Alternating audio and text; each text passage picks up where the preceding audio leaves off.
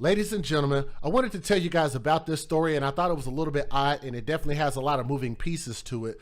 Now, I'm going to say some things that are not going to sit well with your sensibilities because I'm going to have my opinion about the things that are going on in our world. So if you can't handle that, I do understand, then this might not be the channel for you.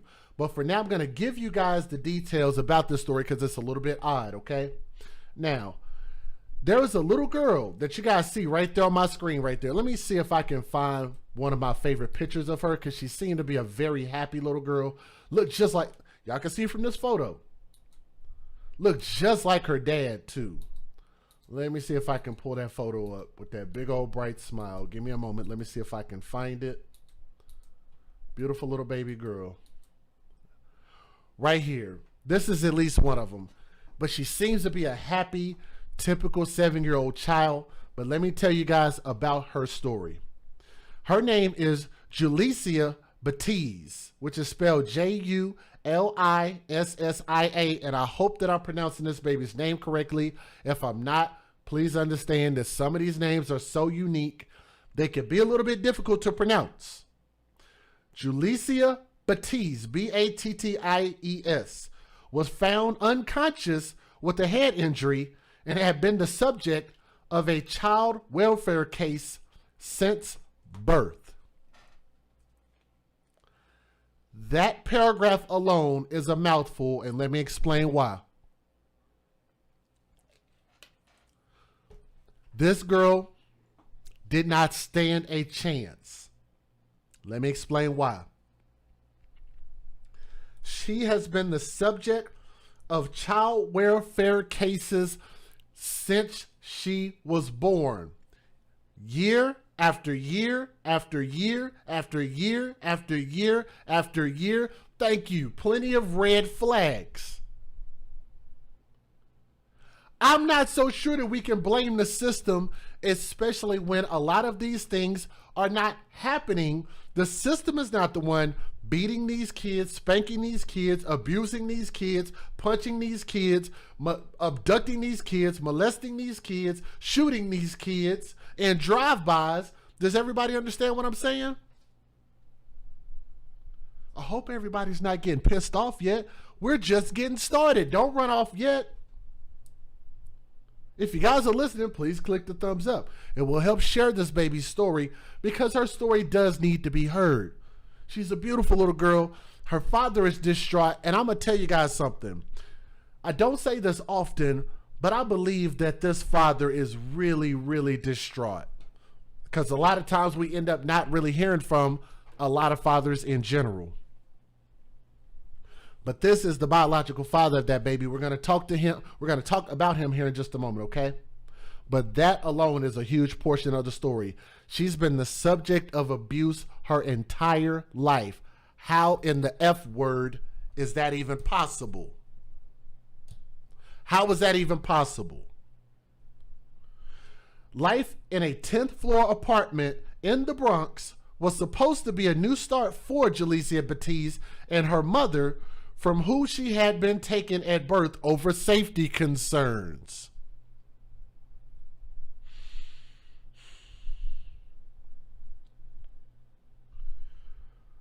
Life in a 10th floor apartment in the Bronx was supposed to be a new start for Julissia Batties and her mother, from whom she had been taken at birth over safety concerns. From birth. This baby was lucky to make it to 7 years old because it sounds like she was already on a bad path. And I want you guys to remember, you can point these things as a failure on the system, or you could do like what I do and point it at the source. The source is those who procreated to bring this baby to fruition. The biological mother and biological father. That is always going to be the source of our issues. We can start to look outside of that and start to look at the family. But for now, I want you guys to remember and bookmark that part of the story. But their reunion came to an abrupt and violent end on Tuesday when Julissia, who was 7 years old, was found unconscious with a head injury and died at the hospital, the police said. On Wednesday, a high-ranking police official said that the girl's 17-year-old half-brother, 17-year-old half-brother. I know that's a lot to unpack. Her 17-year-old half-brother had admitted to beating this baby. Because he believed that she took some food, took some snacks. And you guys have heard me say this many, many times, that the most egregious thing that you could possibly do, among a lot of things, I think the worst thing that you could do is starve a kid. Because children can't speak for themselves. They can't defend themselves. They can't go out and go work. They can't earn a job. They can't earn a living. They can't provide food for themselves. So for them to be deprived of food is probably one of the worst things I can think of outside of the actual physical abuse. And the way I feel is if children are hungry, and now of course we have to be responsible. You don't ever want to overfeed, overindulge in anything. That's kind of an all-around message. That's an all-encompassing message. But if it's something simple like snacks, I believe that children should have access to that, and we should have access to that responsibly. But this baby was suspected of taking snacks. No charges, and I repeat, no charges have been filed, and investigators were waiting for a medical examiner to determine the official cause of this baby's death. Now, police officers and medics were summoned around 8 a.m. on Tuesday to the apartment in the Mitchell houses where the siblings lived with their 35-year-old mother by the name of Navasia Jones. Navasia's name is spelled Navasia. And no, I don't have a picture of her. I didn't go really scouring the internet for a picture of her. But with her being 35 years old and having such a unique name, I'm sure it won't be hard to find her. Navasia Jones, that just sounds like a person that's probably not going to be a mother. Like if I had to choose a mother and I find out, like if I could choose who my mother was going to be and I hear, well, do you want Navasia as your mother? You want her to be impregnated with you and give birth to you? I'd be like, hell no. Navasia? That sounds like a death sentence. Y'all getting mad at me yet? But I'm being dead serious. I just don't believe that people take children's lives and their future seriously, especially when you go out of your way to give your children such unique names that are going to make them stand out, potentially get teased, and give them a complex, right? So we're talking about deep-rooted issues because, one, you would have to ask, what would cause a parent to be a bad parent? I don't think people just are inherently bad. I think that they become bad. It's just like when children are born. They're just not automatically evil and bad. They have to be put through things and taught things. They are molded that way. And you cannot tell me that this mother is not a bad mother when this child has been the subject of child welfare cases since this baby was born over a 7-year period. Let's keep going. Navasia Jones is 35 years old and Julissia's 1-year-old brother. A neighbor who had previously reported abuse in the apartment watched from the halls as medics tried to revive the girl. Then as her mother followed them to the ambulance. So it makes me wonder if the mother was even there. Shortly after 9 a.m., the baby was pronounced dead at Lincoln Medical Center.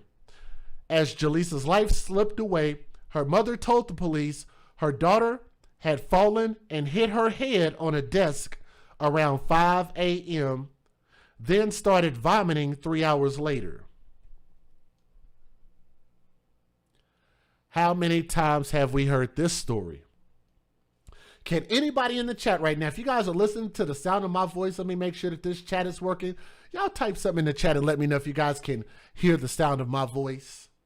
And can y'all explain, because everybody can see what you guys type, and let the people know how many times you have heard this excuse.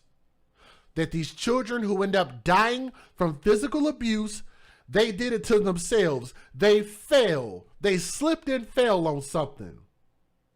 How many times have you guys heard that? I've stopped counting.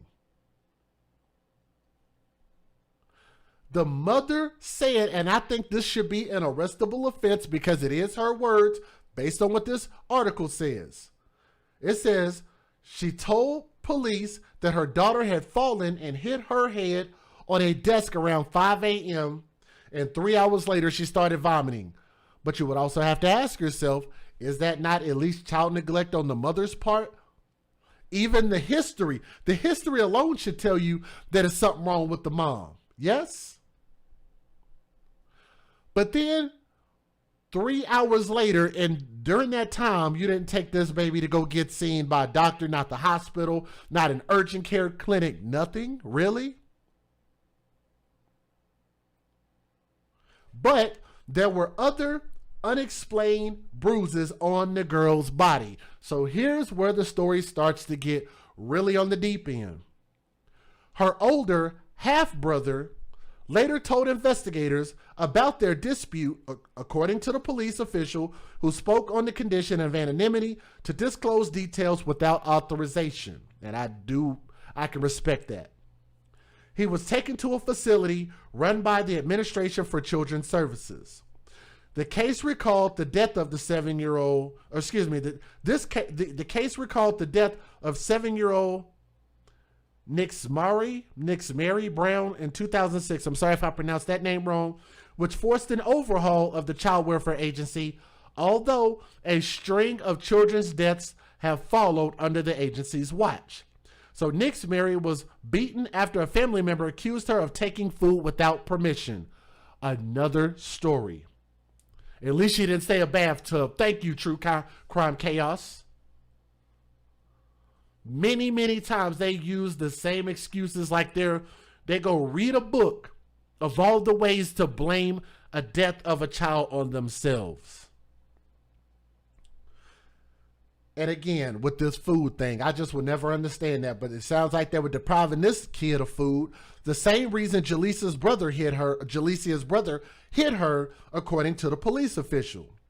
Now, Yolanda Davis, who is Julissia's paternal grandmother, which is that lady right there. Let me see if I can get a better photo of her so you guys can see. But that is the paternal grandmother on dad's side. Paternal grandmother said that she raised the girl for most of her life until April of 2020, when she turned the girl over to her mother for an extended visit.